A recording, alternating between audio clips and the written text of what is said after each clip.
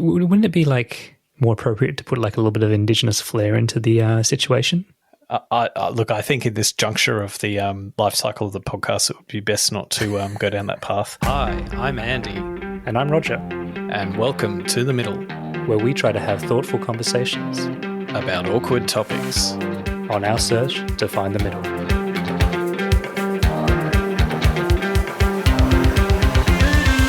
That's fatphobic. I don't feel war. I just own halfway to Shewa. A few moments ago, Buckingham Palace announced the death of Her Majesty Queen Elizabeth II. I act as if God exists. Put your masks on. How dare you! You have stolen my dreams, my childhood, with your empty words. Andy, how you doing? Yeah, not too bad. Not too bad. Yeah. You know what? When's the last time you've used a coin? Well, actually, funnily enough, just the other day. That didn't go into an Aldi shopping trolley. No, I have one of those keychain coins for that. So we're bidding farewell to one of my colleagues for maternity leave, and there was, the old throw the card around the office and throw in, any money you've got kind of affair. And it's amazing how many coins were collected. Man, that memory of doing that, of like, the envelope, the oversized A4 envelope going around and people writing in it and putting cash in, like that is such a distant memory to me now. Like I can't even think of the last time I did it. Wow. So it was just full of cash, right? Yeah, I mean, but coins specifically, because that's your question. But who gives coins? Yeah, it's not like a goodwill donation. Like, aren't you meant to be giving some kind of note? Well, you cheapskate. I think actually what surprised me was the amount of like smaller denomination coins. So now that doesn't necessarily mean people are being cheapskates. It could just be that they just thought, I've got a whole bunch of coins, I'll just throw them all in. Sounds pretty cheap. But there wasn't like a reinforced envelope, minimum gold coin sort of. Yeah. Well, actually, one of the envelopes tore in it because it had all the coins. So it was just even just like some sympathy for the person who has already taken it upon themselves to be the person who's managing, the collection and purchasing some kind of gift, that they now have to deal with all this shrapnel in an oversized envelope, like. I don't know. It doesn't sound above board to me. Just emptying your pockets. Like this is not just a donation charity. So, Roger, why are you so interested in coins all of a sudden? Well, there has been a bit of an announcement that actually the King Charles coin is being unveiled at the Royal Australian Mint. So, for as long as I can remember, the Queen has been obviously on the coins. In for the $1 and $2 coins and things like that, and even 50 cents too. I think all the coins, right? But now it's time to switch over to King Charles, right? And so, in an attempt to not seem too unrelatable, he is appearing not wearing the crown. No, just because he's modest, right? It's like when executives don't wear ties anymore to seem more approachable. Well, I see. Okay, so I've seen this picture of King Charles on the coin, and first of all, like I suppose they have to. There has to be like they weren't going to continue having the Queen on the coins, right? So, and no policy decision had been made to, I don't know, move to Slim Dusty or something on the back of the coin. So it was going to continue to be the monarch, and Charles. Has been waiting a very long time to have his head on the if John Farnham didn't make it through his cancer treatment, that might have been a close second. But see, I must admit, I've had a look at this picture of King Charles on the coin. I am not convinced that this looks anything like King Charles. I honestly think they've just got like a generic sort of man in his 70s. It's got that very generic vibe. What they really should have done is they should have got one of those caricatures of him with the big ears, almost looking like the kid from Mad Magazine. That would have been better and more recognizable. They have made it very flattering to the point where they've just kind of like sanded off too many rough edges. So as a result, he looks a little bit more like just stock footage from, the 60s or 70s of a middle-aged man. I always find it weird that because it's like a embossed print on the coins, that their eyes always look like they're ghouls, because they can't obviously put any detail in their eyes, and they just look like they're possessed when you really look at their eyes on these coins. But yeah, so I guess what happens to all the circulating coins, by the way? They just stay? I think they just stay. But like when you think about it, if you go and have a look at some, like just pick up some change and have a look at the dates on some of these coins, like you can get coins from like the 70s, right? It's not like, so when you think about it, like that's pretty amazing when you think about it, that in your pocket and in regular circulation are these things that have been circulating for 50 years. I'm just laughing because it's always a running joke when the people that are really interested in coins, because they somehow take it to being some kind of deep philosophical journey of like, oh, look at this penny.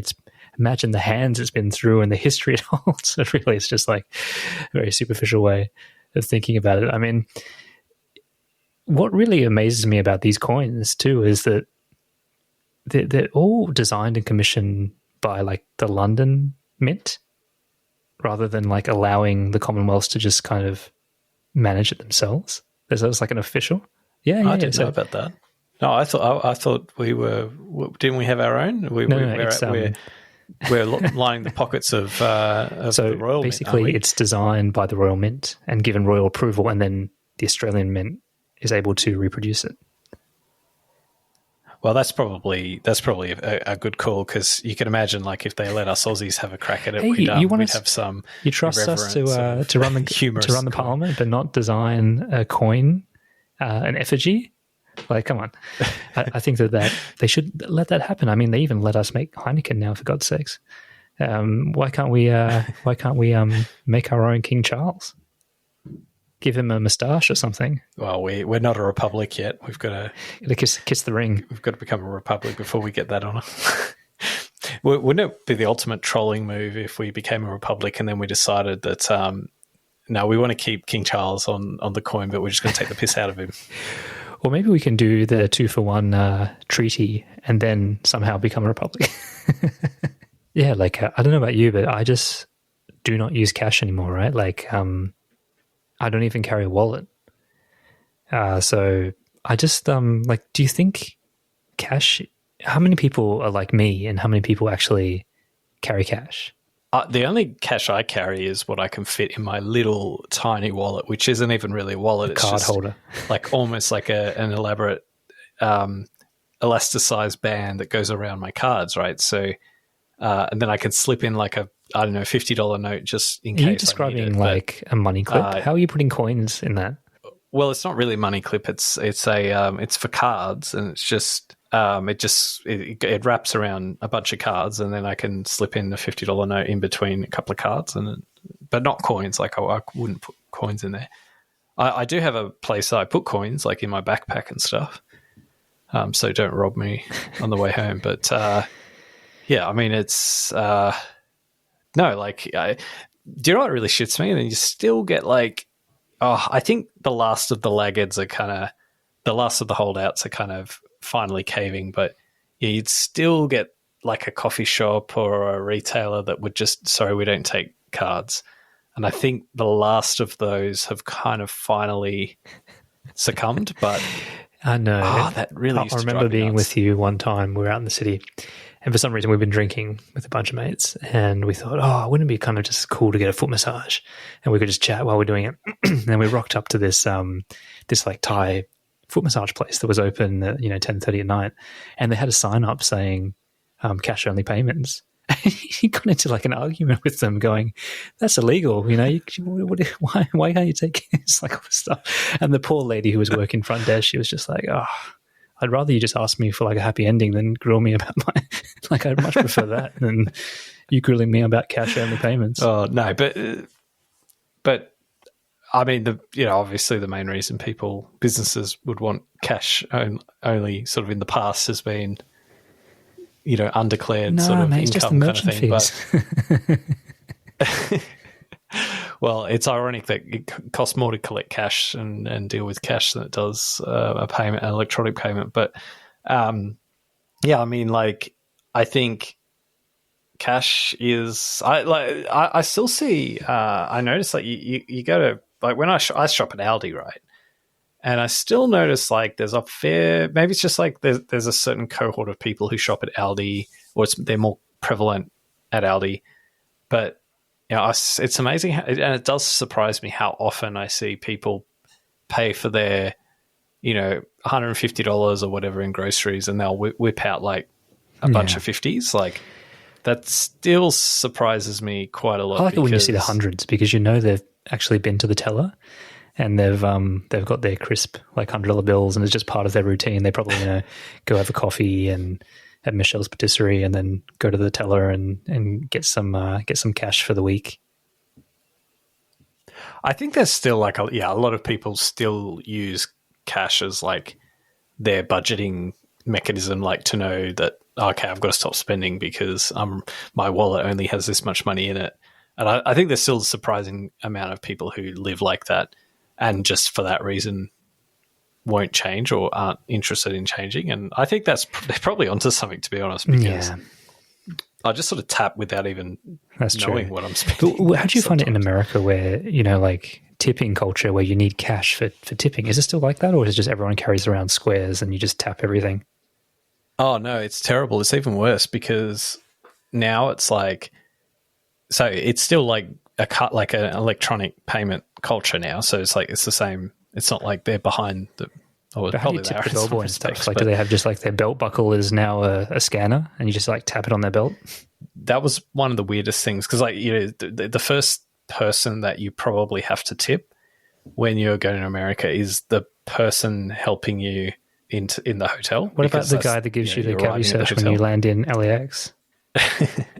No, they're not allowed to take tips. But yeah, the person brings your bag, and it's kind of, how much should I give? And then the thing that shocked me is like you search like on the internet, like, how much should I be giving this guy? Like, I said, I don't have any cash on me, so but I'll fix you up later or whatever. But it's like, well, like, what should I give? Like, and then the thing that surprised me is like you consult the internet, and the internet will tell you something like, you know, you should really be giving this much or whatever. Those have standard answers, like how much to give someone who's carrying your bags upstairs or whatever. But then you get some weird ones like tours, where like a tour, if you do the math and you work out like how much this person's going to rake in, if like everyone does what they say, like, so this one guy, like, it was about a 2-hour tour, so it wasn't a short tour, but it was equally like this person probably does 3 of them a day or something. And there's, you know, I don't know, like 20 people or something. And then they say something like, it's customary to give $10 a tip per person. And then you do the maths and you think, fuck, this guy's going to like rake it in like $10. Like that's a lot in tips, right? And, you know, of course there's 3 of us. So like, it's not really just $10. It's actually $30 US dollars, by the way. So sort of adding all this up, thinking, you know, this can't be right. But then nonetheless, like, you consult the internet and just to check you're not being taken for a ride and all this. And it's all, this is just standard. But then like I'd ask like an American, like, say, how much should I tip? Like, what's the right amount to tip? And they'll say, I usually just give $1 or $2, you know. It's like, oh, fucking hell, like, you know, I'm giving $10, you're just giving like $1. Like, so I don't know. I found that all very. You found some native Texans to ask. Well, no, but a few times that happened. I said, how much should we tip in this situation? They either didn't know, or they just came up with some like lowball number that, well, what I thought was much lower than what I'd been tipping. That's for sure. And then you have like food trucks starting to like, because they take card payment, and they start to say, you know, enter how much your tip is. And at first you're like, you don't want to lose face. So you just, okay, I'll tip whatever. And then after it's like, fuck, I'm not giving someone like fucking $3 just to hand me like some fucking taco from like the Bain Marie. Like, there's no service here. So I just got comfortable over time putting 0. So anyway, I think we should reflect on the weekend of big sporting weekend of grand finals. Huge that we had weekend, last and I week. had to actually travel interstate to Melbourne, right? So the airport was crazy with obviously people coming up from Melbourne to see the NRL grand final, and then also traffic the other way for the AFL. Big weekend of sport. It was a weird day on Saturday in Melbourne. It was like really, really busy in the towns up until about 11 o'clock, and then it's like a ghost town. and then when you emerge later on in the afternoon, even in the suburban streets, it has a similar feel to Melbourne Cup, where if you hang around a bit too late, there's just a lot of public drunkenness. And it's just like a cohort of people you wouldn't normally associate being drunk, like mothers and fathers and family men and stuff, just like stumbling around the street, getting Ubers and stuff like that. It was a very strange vibe. I don't know. How'd you spend it in the end? Well, I have no interest in AFL, so I did not watch any. I didn't watch it, because honestly, I don't care. Like, I'm not even interested in it as a spectacle. Because have you ever watched it? Well, I've watched games before, but and I've when we went down to Melbourne last time, I wanted to take my son to see an AFL game. So that's, by the way, me saying that I don't watch it isn't me saying anything that I think it's bad or anything like that. I just don't watch it. So there's no passion for me to I couldn't care less who wins. And I know that sometimes people can go and watch a game like that even so and just enjoy it for what it is, and that's fine. And I've probably done that in the past, but I wasn't all that motivated, and I basically would have, to watch it, I would have had to cancel what we had. Well, at least what my wife wanted to do. I would have had to tell her that no, we can't go to the reptile park and with the family. So I wasn't going to tell her no. We've got to stay at home because I want to watch a sporting game that I don't really care about. So it's interesting. Yeah. So did you watch it? Because obviously I was in Melbourne, and my partner's family's from Melbourne, which is where we hosted the birthday party. So they're mad about it over there, right? And it's AFL is huge, right? Like, it is actually the most popular sport in every Australian state except for New South Wales and Queensland. So it's big stuff, right? But growing up in Sydney, I'm the same with you. I never watched it, right? I never really followed it. I always thought it was a kind of like a messy game as well. Like, when I first watched it, I always thought it looked like grown men trying to grab a bar of soap. Just kept on popping out and then trying to all this kind of stuff. So yeah, it just never hit it for me. But I can see the appeal, and I'd be keen on your thoughts around the differences between AFL and NRL and the culture and the type of people who watch it, because I think there are some pretty strong divides in terms of the codes and the people and the culture around it. Would you like to have a go at summarizing what you think the differences are?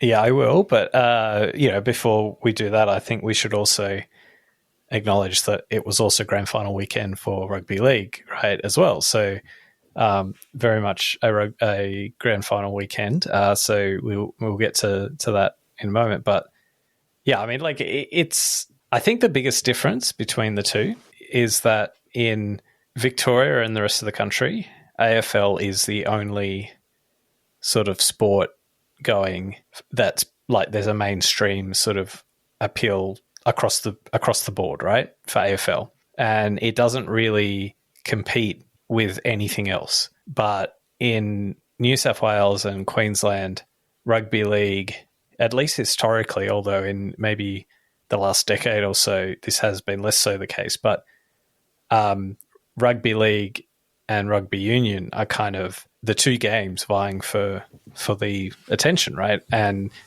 there's this very much a dynamic between rugby league and rugby union. So they're, maybe to someone who doesn't know much about rugby league or rugby union, you'd say, well, aren't they the same game? But they actually are different games. There's a lot of similarities, but also some reasonable differences too. But one of the areas that they're quite different is rugby union, has this classic trope of it being like a private school boys game, right? And rugby league being a working class game, being, kind of the struggle street sort of thing. So, and that flows down to the culture, right, of the game. So when you compare actually AFL then to rugby league, you're actually comparing the working class version, like AFL to just the rough side of the rugby league, rugby union sort of thing. So that's where I think some of that comes out. So it's definitely a different kind of, it's a bit of a rougher crowd, and it's a bit of a,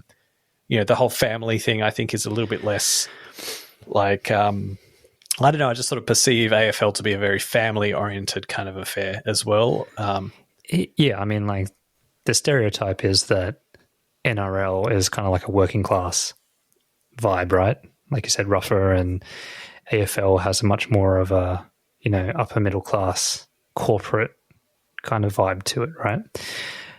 Well, I don't think AFL's got like upper middle class. I think AFL's got, it's just everything, right? Like it's everyone down in Victoria likes AFL. Like it's not it's like the beach, You've got the full spectrum of the community on the beach in the same in the MCG on a Friday night. Like, well, I think it's definitely more corporate though. Would you agree with that? Like, for example, if you look at executive boards, they'll play up with a Collingwood or an Essendon scarf over there to show support over their suit or something and make a big deal out of it. You never see that same kind of displays for an NRL team in the upper echelons of the corporate world. I'm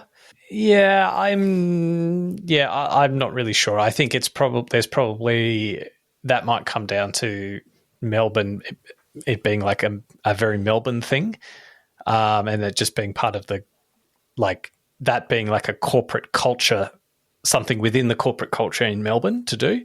But I don't think that necessarily reflects anything. Like, I wouldn't. Yeah, I've never spent any great amount of time in Victoria, so I don't really know how it is down there. But I definitely would not, like, for me, if you ask me, like, what's the difference in terms of the crowd, like, it's not so much whether it's corporate or not, because rugby league can be very corporate too, but it's just more that, like, this. Yeah, I mean, rugby league and rugby union together would cover the same spectrum as AFL. So AFL would have, the working class right up to sort of, the more kind of upper middle class and beyond, whereas rugby league would tend to be kind of, working class, and then maybe kind of, then when you've got billionaires who like are into it, it's because they want to have a bit of, a salt of the earth essence to them, right? Like Mike Cannon-Brookes that owns part of South Sydney Rabbitohs, for example. So, and so on. So it's kind of and then you've got like rugby union, which is when you say corporate, like if you say to me, like, what's corporate? Like, are you thinking like, okay, on a Friday night, people going to see games, in their suits or whatever. If that's what you mean by corporate, then yeah, okay, maybe that's kind of more rugby union thing in my mind. But then, like, that's like, if AFL has that too, it's not because it's just because AFL has the full spectrum, but it's not it doesn't mean that it doesn't have working class people that support it. You're going to push my point. That still makes it more corporate than NRL because of the reasons that you spoke about.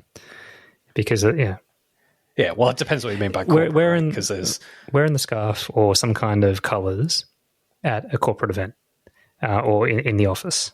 That's what I mean. Yeah. Well, I don't know. People don't go to the office anymore. Let's be honest. It's because most of the upper echelons of corporate executives come from private school or boy clubs, and they're into union. I think that's kind of true, but I think at the same time there's like people who are at the upper echelons like to have that, like want to like co-opt the battler image of rugby league. So it's not cool anymore to, like, I think they're self-aware now that like being like a rugby associated with rugby is, yeah, I don't know. It's just not, it's not cool. I don't know, man. I met this guy the other day on a casual acquaintance, and we were just making chit chat, small talk. Everything was going well, and then he asked me, really excitedly, "Oh, the World Cup the Rugby Union World Cup's coming up, and are you into it? And I follow, and I'm just like, oh no, I don't watch it. And you should have seen the light go from his eyes. He was instantly like, you're not my guy. Yeah, but like, to me, like, rugby union over the last 20 years has become, like, pretty much from when we got, so 20 years ago, Australia was in the final of the World Cup, right, in Sydney. And pretty much from that moment onwards, it's been like a massive crash for rugby union, right? So rugby union used to be like in Australia, in the, and before that we had won the World Cup. So we had this kind of period in the late 90s and early 2000s where we were George Gregan, like it united the nation, right? And on the international sphere, right? Because it's probably in terms of international sports, like apart from cricket, like rugby's probably the other sport that we're kind of have traditionally excelled at, although not recently. And I think since then, like, our on-field performance hasn't been very good, and I guess the game hasn't been very well managed either. It's been too concentrated in these sort of elite private schools, and and whereas rugby league's sort of, we're grassroots. We're going to grow the game. We're going to expand into, like, basically has owned all of the territory that that rugby union maybe once did, and they've it's just now chalk and cheese. Like, there's no. Just rugby league is a success story relative to rugby union. So, I think, and a lot of people who maybe 20 years ago would have been very comfortable to fly the Wallabies flag, maybe a little bit more humble or self-censorious about it. And, maybe, I don't know, I think there's something fashionable in, we've got the Prime Minister that likes to very much associate himself with South Sydney. We've got, former Prime Ministers always have their rugby, or at least ones from New South Wales, always have their rugby league side. John Howard was a notable St George fan. So, it's part of the image, right? Yeah, fair enough. All right. Well, we should talk about the games themselves, though. Did you watch the rugby league grand final? I didn't this year, actually. I watched the AFL, but not the rugby league. It just turned out that way with the... I suppose they probably weren't even showing it on TV in Victoria. Just worked out the way with the celebrations and so on. So it was behind a paywall in Victoria. So I think, to further put the nail in the coffin for rugby union, right? So you've got the Wallabies, who've had their worst World Cup probably ever, at the same time as you have these, like, amazing kind of grand finals in AFL and rugby league, right? So very close, both very close games, really entertaining to watch, good quality. I mean, I didn't watch the AFL grand final, and I wouldn't even know how to place it if I did, but certainly on the rugby league side, very, very good high quality game, and good theatre too. So not just good game itself, but good theatre, the theatrics of the scoreline and so on.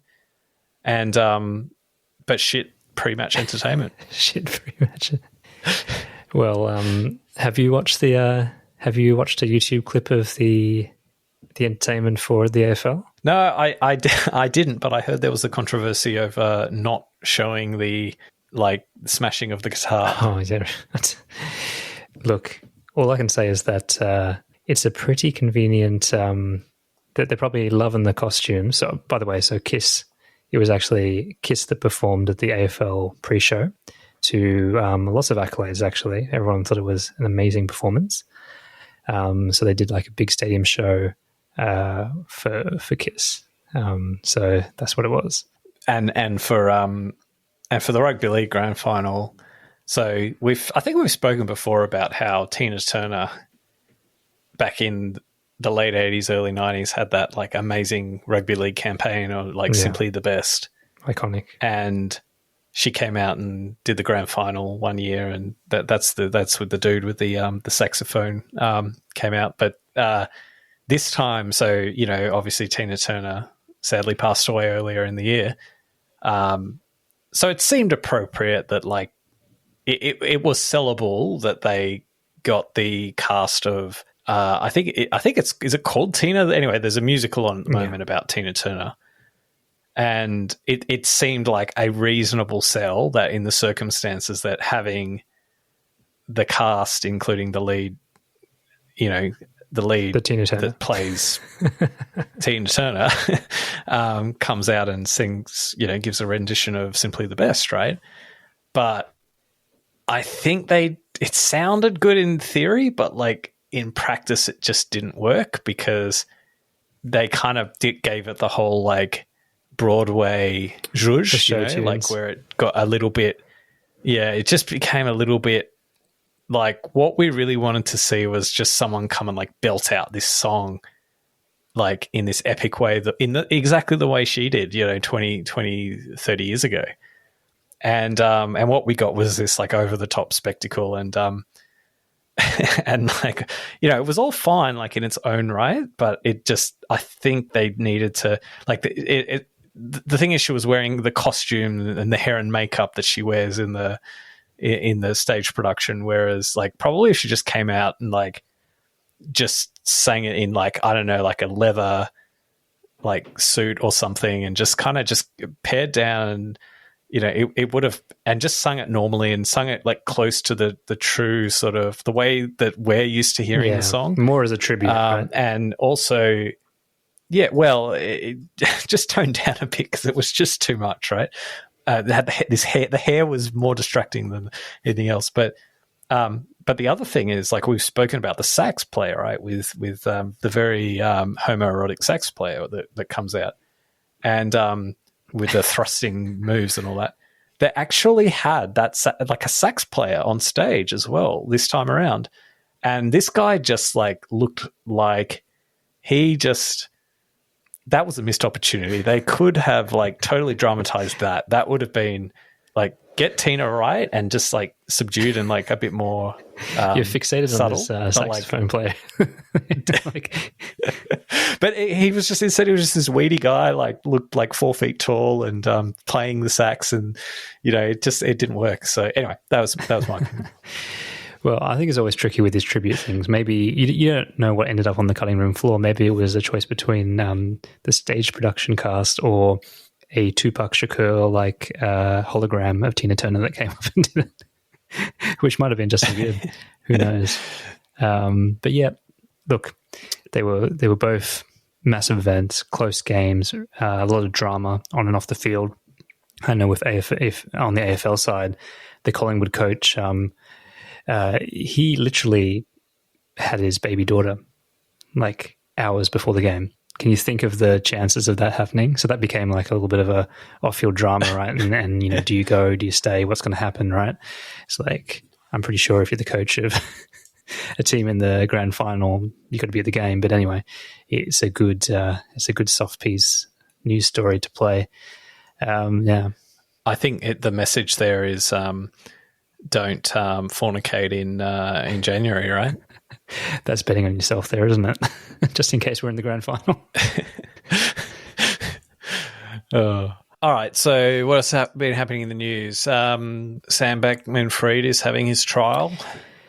Yes. Did you invest in FTX? With the parent company or the shell? Look, I think this is an interesting piece, and how the whole effective altruism kind of link here that we talk about that a bit too. It's interesting when these scandals go down, it creates these like ripples of association and people trying to create distance around them, and like how close were people and what's a business relationship versus something more personal. And I think that it's always tricky, right? Like I think we've seen that in this case of how do you judge people who are kind of sponsoring things, and what truly is what does kind of promoting a platform kind of entail, and do you hold responsibility and things like that? I don't know. Are you seeing it as a bit of a circus for the trial, or? Maybe take a step back. So just for anyone who isn't across this one, so he's the guy who kind of did a lot of people out of money through his Bitcoin or coin exchange FTX, which I don't know if it was a Ponzi scheme or what exactly anyway, that's sort of all not really central to what's important, other than that a lot of people lost money. But this guy, prior to kind of this all coming out, that this was like a shaky, House of Cards sort of thing, was that he was like a really like strong advocate and proponent and supporter of a lot of causes related to what kind of get collectively branded as like the effective altruism movement, which is people trying to either commit to kind of doing more good or thinking a little bit more thoughtfully about how they help or how they undertake their altruism. And he would donate to a lot of causes, but also not just the causes themselves, but the supporting infrastructure to look into and research which causes warrant kind of our attention. And as this kind of poster boy for it, at least we're having the money, right? He ingratiated himself with some of the key people in that movement, although I've kind of following it, a lot of them have sort of indicated that their engagement with him wasn't necessarily what it might have been made out to be, but nonetheless, he was engaged in that movement, and then it's now kind of casting a bit of shade on that movement in the sense that here's someone who some people would say, and I wouldn't agree with this, but some people would say he's bought like the theology of the movement hook, line, and sinker, and all he's done is taken it to its ultimate conclusion, which is that the takeout is that you should rip a whole bunch of people off so you can take their money and donate it to more worthy causes, right? Which isn't quite what the movement's about. So, and then of course that then, as you say, has this flow-on effect to the rest of it's just like by association. It just raises this question around like people being bought, right? And whether that is necessarily something you should be accountable for.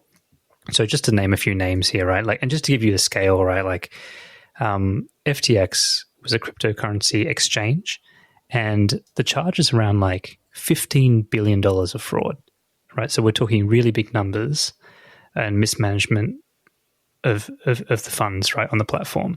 But the people that he essentially hired or partnered with to promote the FTX exchange are like people like Bill Clinton, Tom Brady, Larry David. Like these are like really big name celebrities, right? Trying to, and then producing like all these like really glitzy ad campaigns to lure people into donating money, or sorry, not donating, depositing money right onto the platform. I mean, this is sort of a grey area, right? I mean, at the end of the day, like we're not talking about like a legal responsibility. We're talking about your reputation, and these people are promoting a product in accordance with the law. At the time, there wasn't any concerns, or at least it weren't they? If they did their due diligence, they wouldn't have uncovered necessarily any immediately obvious issues, even though they were there under the surface. But if you're promoting a product that you don't understand, and let's face it, like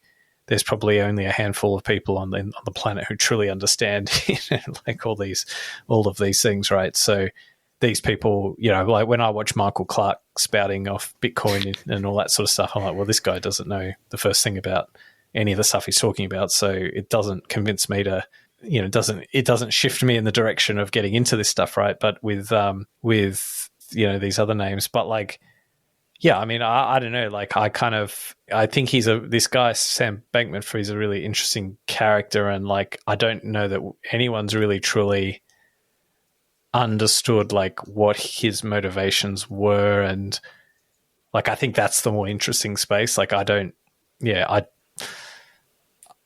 think we may learn a lot of interesting things, even just into like what was his mindset, because it's pretty horrific. He's also not looking too good. Recent photos compared to the stock ones. when FTX was launched.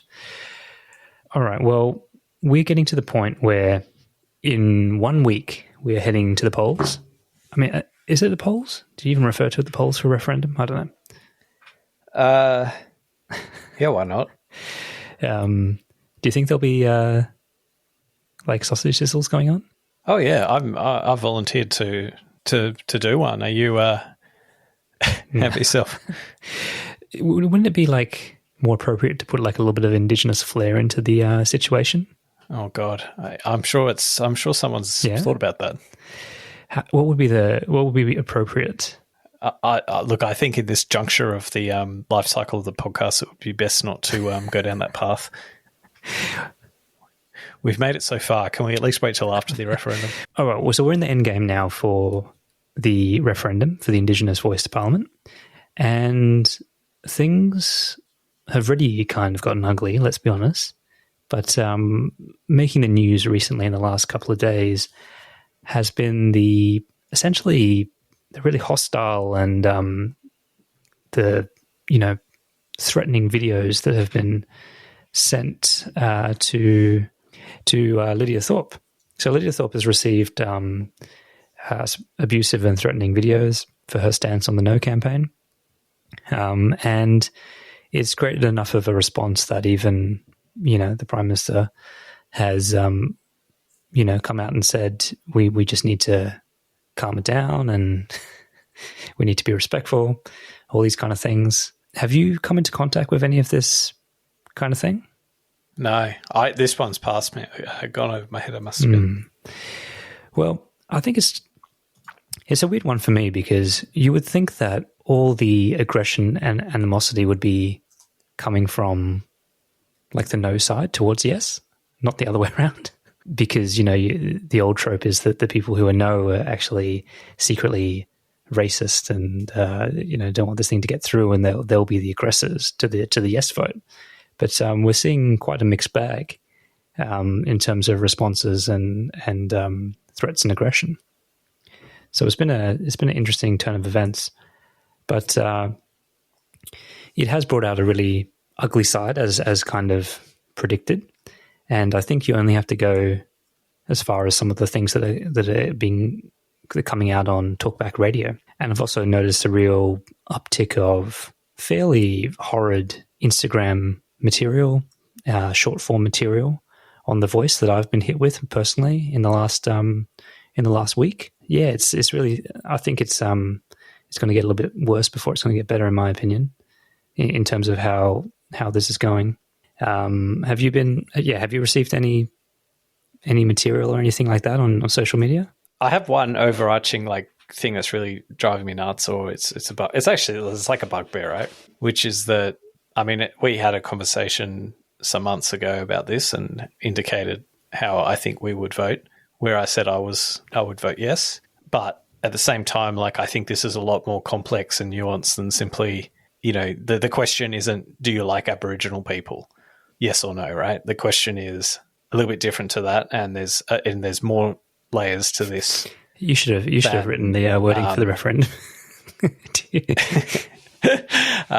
It's more complex. It's more nuanced, and even people will say, "Oh no, it's really not complex. It's actually really simple.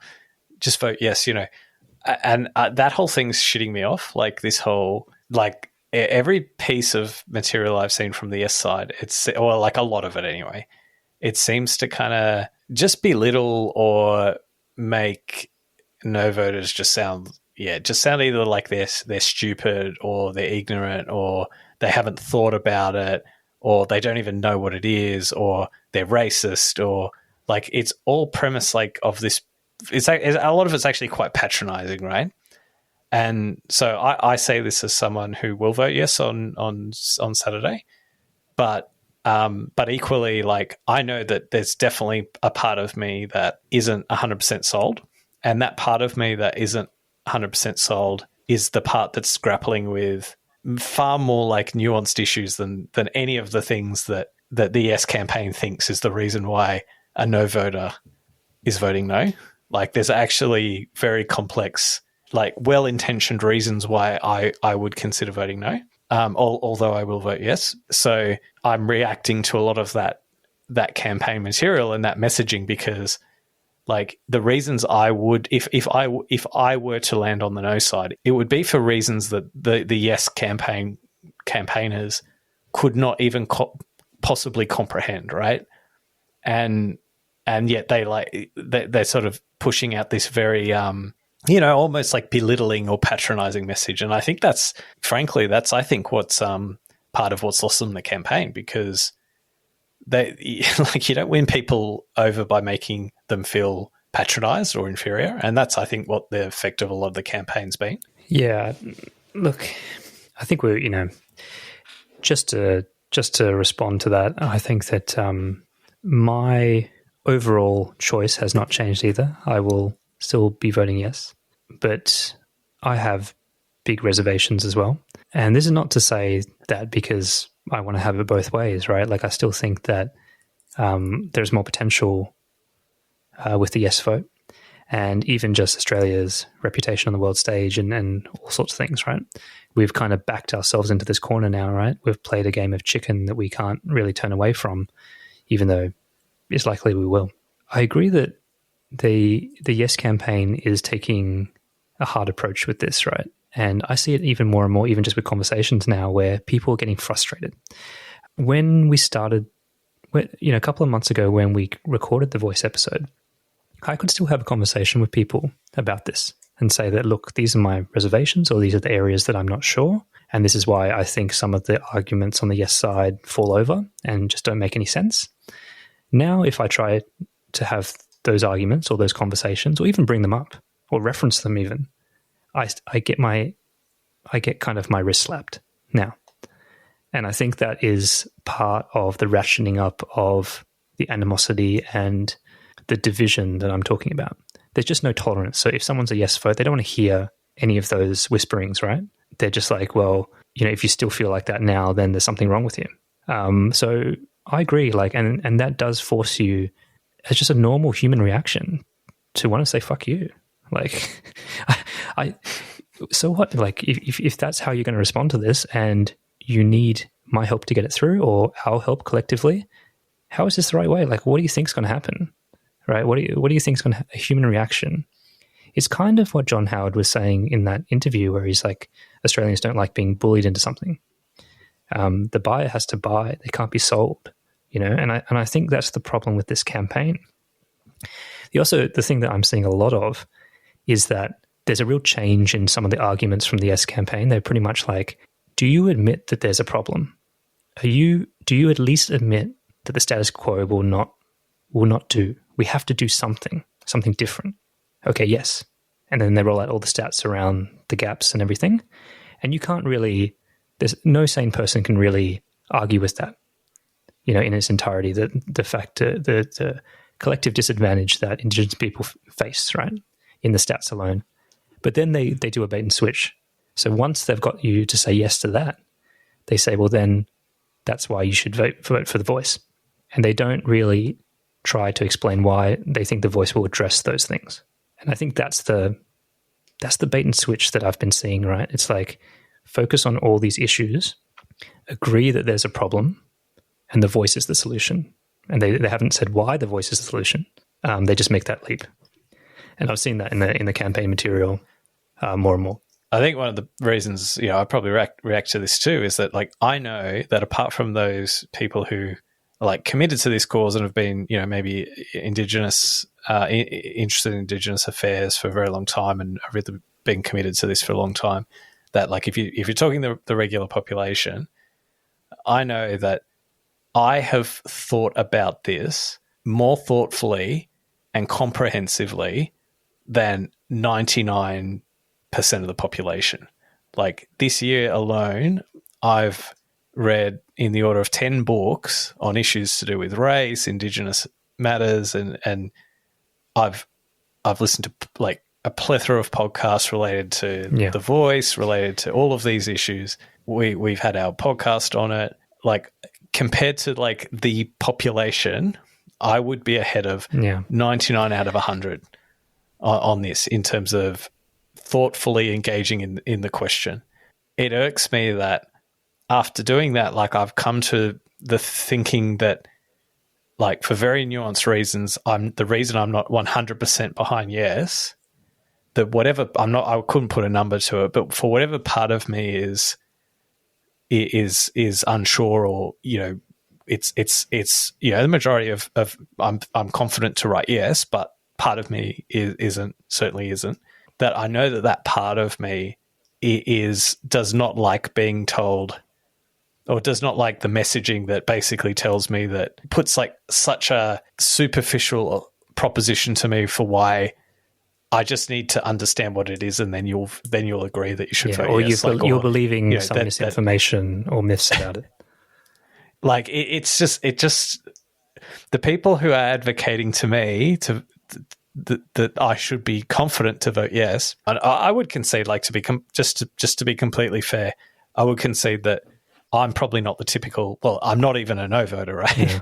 But the typical no voter might not have invested the amount of reasoning that I have into it. So I accept that. So if they're trying to win people over with these more superficial arguments, then I'm not probably their audience. But nonetheless, like I can see that there are actually reasons to vote no. And anyway, and it frustrates me that it gets synthesized to this. There's no reason to vote I'm exactly no. the same, right? We've devoted so many hours to this, right? And read so many, so much source material from Indigenous authors and all sorts of range of different things to help us triangulate a view on this, right?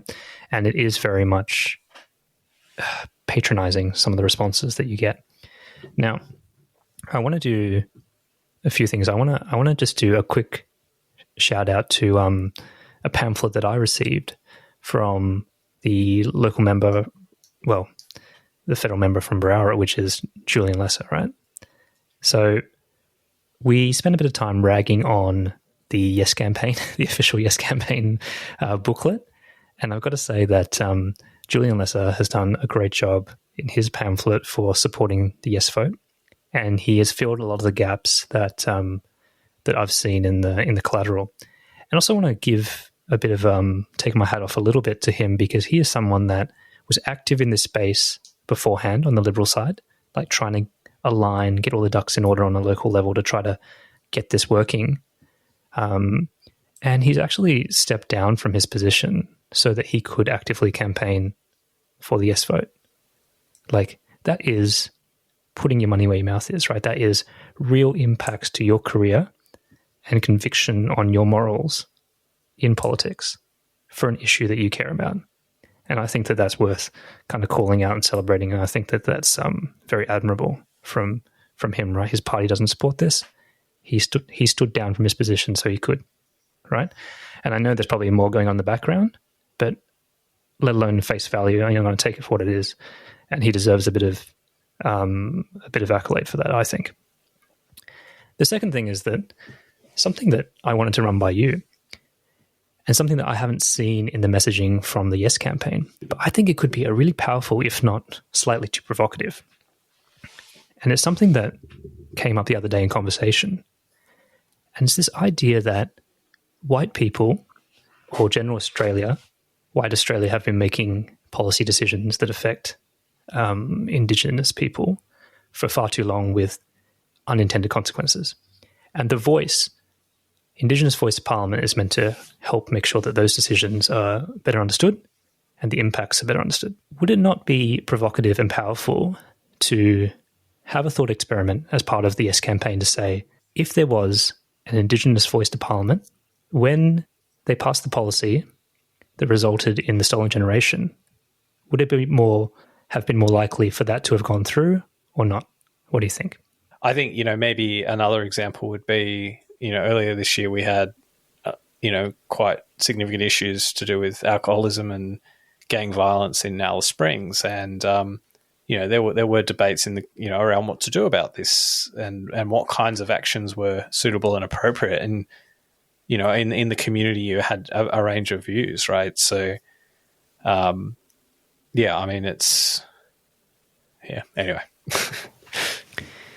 Yeah, well, obviously no one's asking me for campaign information anyway.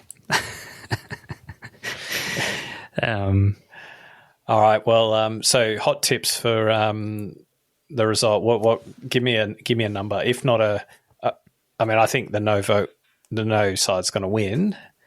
But what kind of percentage do you reckon we'll get?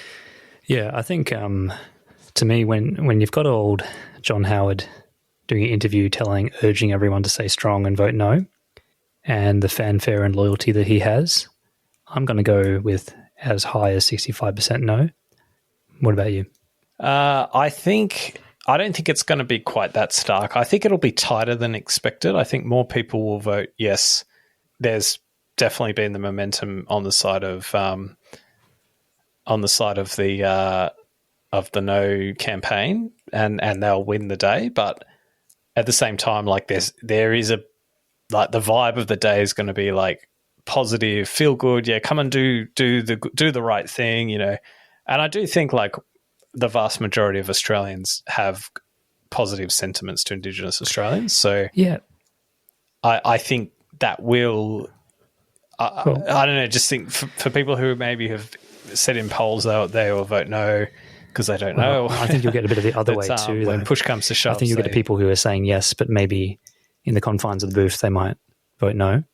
And I also think that we'll see some. Well, I mean, we know we will, but we'll see some real East Coast divide. So that, you know, New South Wales and Victoria and so on will be starkly different. So when I say 65%, I'm not talking total vote, but I think like, you know, the mixture of the states as well, right? Like I think that we'll see that play out, that kind of city country thing play out as well. Yeah, I think we'll have a vote in the mid 50s. No, in the mid 50s. That's going to be my number. I think 55. Yeah. Well, there's not much in it, but yeah, we'll see how we go. Well, we'll see who wins then. Yeah. The headlines. I'm not looking forward to the headlines. All right.